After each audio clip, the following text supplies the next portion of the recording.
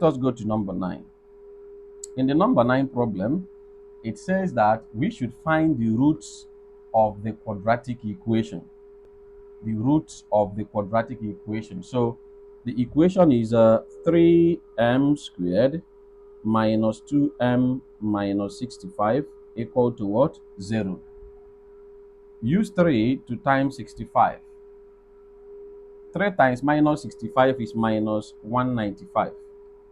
So think of two numbers you will times to get minus 195.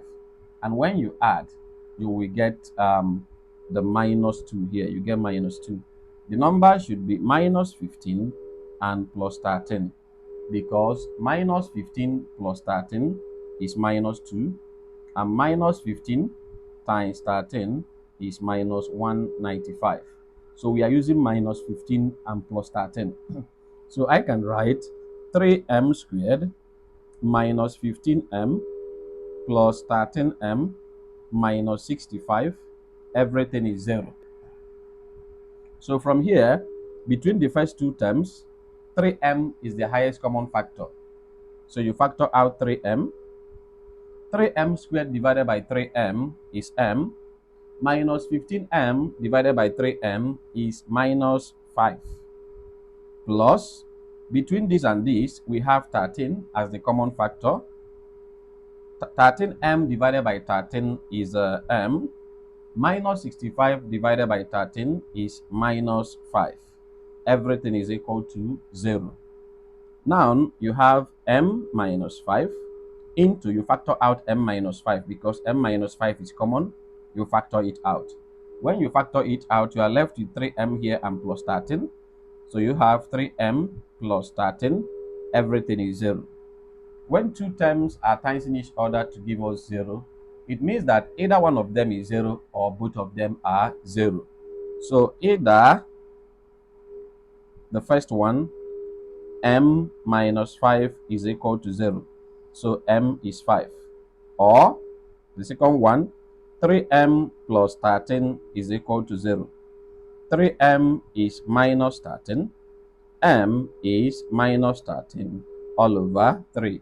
So m can be minus 13 over 3 or 5. Minus 13 over 3 or 5, which is option C. So you can see that solving problems like this is not a difficult thing to do. Okay, let's go to number 10.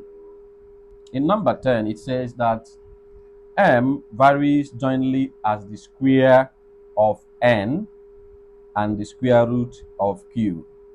M varies jointly as the square of what? M and the square root of q. You write m varies jointly as the what?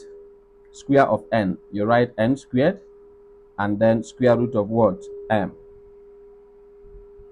To remove this proportionality sign, you introduce a constant. So m is equal to k n squared square root of m.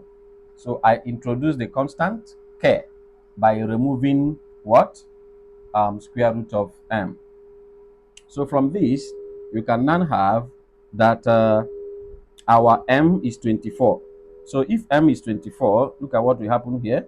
Under m, you write 24 equal to k times n. They say that n is 2. You have 2 squared root m. Okay. Oh, square root of q, not this. Square root of q is this.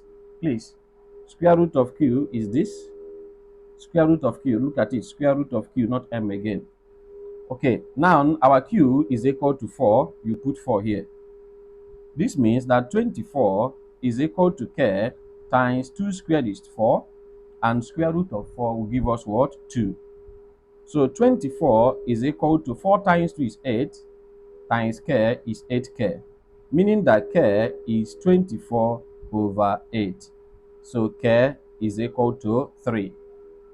So formula connecting them, the formula becomes, from the original equation, m is equal to, from here, m is equal to k. You now know that your k is 3. So replace k with 3. You have your n squared and then square root of what? Q. Let me repeat it here. You have m is equal to 3 n squared, then square root of q.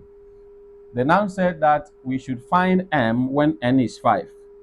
So when n is 5 and q is equal to 9, our m becomes 3 times 5 squared root 9, because q is what? 9.